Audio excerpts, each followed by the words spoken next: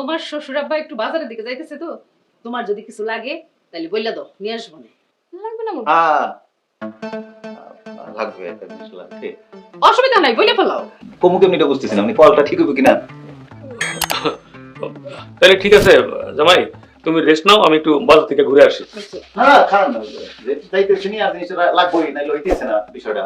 সে তো আর বইলে গেলি নাকি ঠিক আছে। কোন এক প্যাকেট সিগারেট লাগবে, সাদা পেন্সিল, সাদা পেন্সিল আবার অন্য কালারের না, অন্য কালার খাইতে পারি না, কলে কমছে, সাদা এক প্যাকেট পেন্সিল। আপনি আমার আব্বারে সিগারেট আনতে পাঠিয়েছেন? হ্যাঁ তো অসুবিধা নেই। মানে জামাইয়ের জন্য শ্বশুর সিগারেট কিনতে যায়, ওটা কেমন দেখে না? জামাই বাবাজি, আমি তোমার শ্বশুর, শালা সম্বন্ধী না।